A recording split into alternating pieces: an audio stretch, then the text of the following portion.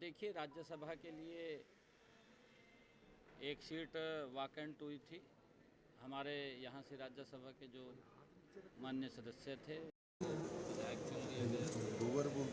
देश के यशस्वी प्रधानमंत्री आदरणीय नरेंद्र मोदी जी, भारतीय जनता पार्टी के राष्ट्रीय अध्यक्ष जगत प्रकाश नड्डा जी और हमारे भारत के गृह मंत्री आदरणीय अमित शाह जी, तमाम उच्च लीडरशिप आदरणीय मनोहर लाल जी, उनका हम दिल से धन्यवाद करते हैं कि उन्होंने हमें हमारी पार्टी की बहुत ही सीनियर और बहुत ही पुरानी, जिन्होंने नीचे ग्रास रूट लेवल से भारतीय जनता पार्टी को लंबे समय से मजबूत करने का काम किया है और पूर्व में महिला आयोग की माननीय चेयरपर्सन रही हैं रेखा शर्मा जी को राज्यसभा के लिए आज नॉमिनेशन फाइल किया है।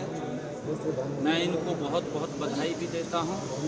केंद्रीय नेतृत्व का मैं दिल से आभार प्रकट करता हूं कि एक ग्रॉस रूट लेवल के कार्यकर्ता को आज राज्यसभा के अंदर भेजा है।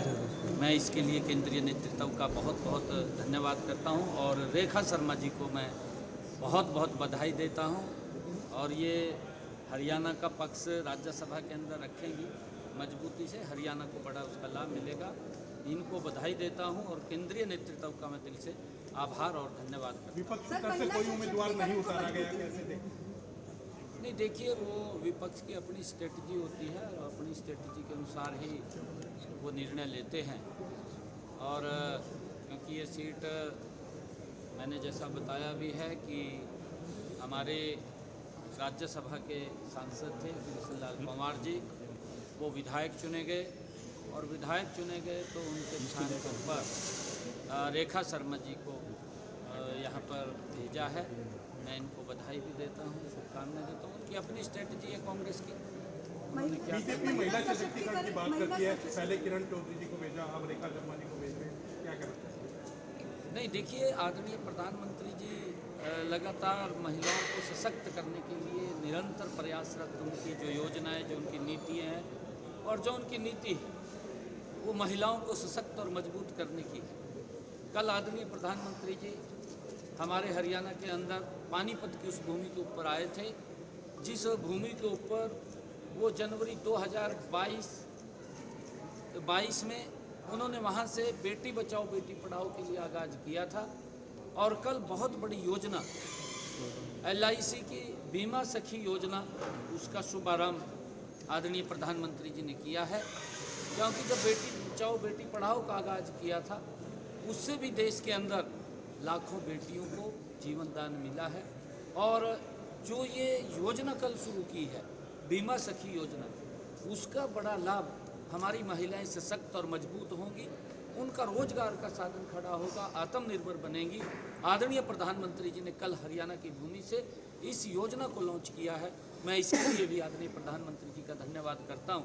आदरणीय प्रधानमंत्री जी महिलाओं को सशक्त और मजबूत करने के लिए निरंतर वो काम करते रहते हैं और उसका परिणाम है कि देश की महिलाएं आदरणीय मोदी जी, आदरणीय भारतीय जनता पार्टी के साथ वो श्रद्धा से उनको आगे बढ़ाने का काम करती हैं और बहुत सारी योजनाएं हैं जो महिलाओं के लिए हमारी सरकार ने, आदरणीय मोदी जी के नेतृत्व में डबल इंजन सरकार ने वो चला रखी है, जिसका लाभ भी मिल रहा है।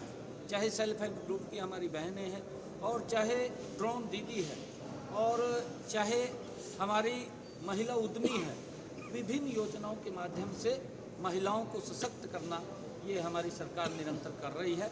ये पहली बार है। मैं धन्यवाद करना चाहूँगा आदरणीय प्रधानमंत्री नरेंद्र मोदी जी का कि उन्होंने लोकसभा और विधानसभा के अंदर भी 33% का आरक्षण नारी शक्ति वंदन बिल वो भी पास नरेंद्र मोदी जी भारतीय जनता पार्टी ने किया है, जिसका लाभ हमारी बहनों को आदरणीय प्रधानमंत्री जी की जो सोच है कि महिलाएं भी इस देश के विकास के अंदर उनकी भी महत्वपूर्ण भूमिका हो, उसको लेकर के उसको पास किया, उसका लाभ आने वाले समय के अंदर एयरपोर्ट के मामले के हरियाणा और USA के बीच में क्या MOU है और कब तक ये हिसार एयरपोर्ट है, जेवर एयरपोर्ट है, अम्बाला है, कब तक चालू है? जल्दी ही, क्योंकि लगभग वो फाइनल टच में है। उसकी कुछ 1-2 एनओसी वो रह गई है, वो जल्दी ही शीघ्र ही आ जाएगी, क्योंकि एक इंस्ट्रूमेंट की आवश्यकता थी। वो इंस्ट्रूमेंट भी हमारा पहुंचने वाला है, वो भी हमें मिल गया है और जल्दी ही हिसार एयरपोर्ट वो वर्किंग में आ जाएगा। आदरणीय प्रधानमंत्री जी का जो ही हमें समय मिलेगा उसके बाद उसको हम चालू करेंगे। और इसका बड़ा लाभ जो महाराजा अग्रसेन एयरपोर्ट हवाई अड्डा जो हिसार के अंदर बन रहा है, उसका लाभ पूरे हमारे इधर पंजाब के लोगों को भी मिलेगा, राजस्थान के लोगों को भी मिलेगा, हमारे हरियाणा के लोगों को तो मिलेगा ही। क्योंकि हिसार के अंदर जब एक हवाई अड्डा आएगा तो वहाँ पर चाहे इंडस्ट्रियल हब की बात हो, चाहे अन्य विकास के कार्य जो वहाँ पर लोगों को रोजगार की बात हो, उस सारे सिस्टम वो वहाँ खड़ा होगा और उसका लाभ वहाँ के लोगों को मिलेगा। और जल्दी ही, क्योंकि हिसार जो महाराजा अग्रसेन हवाई अड्डा हिसार के अंदर है, उसकी सारी फॉर्मेलिटीज हमने पूरी कर ली है, लगभग फाइनल दिशा के अंदर है और जल्दी ही उसका पंजाब के किसानों से कोई अपील करना चाहेंगे, क्योंकि अभी भी वो जाना चाहते हैं, क्योंकि और उनका कहना है कि हरियाणा सरकार हमारे साथ बर्ताव अच्छा नहीं कर रही है, हमें दिल्ली जाना। नहीं, ऐसा नहीं है, ऐसा नहीं है। किसान हमारे आदरणीय हैं और हम किसानों, मैं किसान का खुद बेटा हूँ और मैं एक छोटे किसान का बेटा हूँ, गरीब किसान का बेटा हूँ। मुझे मालूम है कि किसान की क्या क्या समस्याएं हैं, क्या क्या दिक्कतें हैं। मैं धन्यवाद देना चाहूँगा देश के यशस्वी प्रधानमंत्री आदरणीय नरेंद्र मोदी जी को, जिन्होंने पिछले 10 वर्षों में किसान की मजबूती के लिए अगाध काम किए। मजबूती से किसान को सशक्त करने का काम अगर 10 वर्षों के अंदर हुआ है तो नरेंद्र मोदी जी के कालखंड के अंदर हुआ है। क्योंकि अन्य विपक्षी दल, चाहे कांग्रेस है चाहे कोई अन्य दल है, अभी भी वो लोग इस किसान के नाम के ऊपर इसके अंदर राजनीति ढूंढ रहे हैं। ये दुर्भाग्यपूर्ण है, राजनीति नहीं होनी चाहिए। हमने कहा भी है, कांग्रेस को भी हम बोलते हैं, हमने हरियाणा के अंदर किसान की 100% फसल एमएसपी पर खरीदने का काम किया है। लगातार नरेंद्र मोदी जी देश के किसानों को एमएसपी लगातार बढ़ा करके देने का काम कर रहे हैं हर वर्ष। कांग्रेस ने पिछले दिनों में इस प्रकार का दुष्प्रचार किया कि एमएसपी बंद हो जाएगा। एमएसपी बंद नहीं हो रहा है, कांग्रेस की दुकानदारी बंद हो रही है। और जब कांग्रेस की दुकानदारी बंद हो रही है तो फिर कुछ ना कुछ पीड़ा होती है, और पीड़ा होती है तो इस प्रकार का दुष्प्रचार होता है। मैं कांग्रेस के नेताओं को कहना चाहूँगा, अगर आपको किसान की इतनी चिंता है, राहुल बाबा को भी कहना चाहूँगा, आप हिमाचल प्रदेश में कांग्रेस की सरकार है, हम हरियाणा में 100% एमएसपी पर किसान की फसल खरीद रहे हैं। नरेंद्र मोदी जी लगातार एमएसपी बढ़ा करके देने का काम कर रहे हैं, एक भी फसल नहीं छोड़ रहे हैं। राहुल बाबा, आप भी हिमाचल के अपनी सरकार के अंदर कहिए कि वहाँ के किसानों को 100% उसकी फसल को एमएसपी पर खरीदे। कर्नाटक के अंदर कहे, कर्नाटक में कांग्रेस की सरकार है, क्यों नहीं बोल रहे हैं? अपनी किसान सरकार की तरफ ताला लग जाता है, वहाँ पर जाकर के बोलना चाहिए। अपनी सरकार है, राहुल बाबा को कहना चाहिए, राजनीति नहीं करनी चाहिए कि वहाँ के कर्नाटक के किसान की फसल को 100% एमएसपी पर खरीदे। तेलंगाना के किसान को, वहाँ की सरकार को बोलना चाहिए, राहुल बाबा को। और मैं केजरीवाल साहब को भी ये बात कहना चाहूँगा कि राजनीति को बंद करें। आपकी राजनीति जो भ्रष्टाचार की राजनीति है और जो आपकी लॉलीपॉप की राजनीति है, उसको पूरा देश जान चुका है, कांग्रेस को भी और आम आदमी को।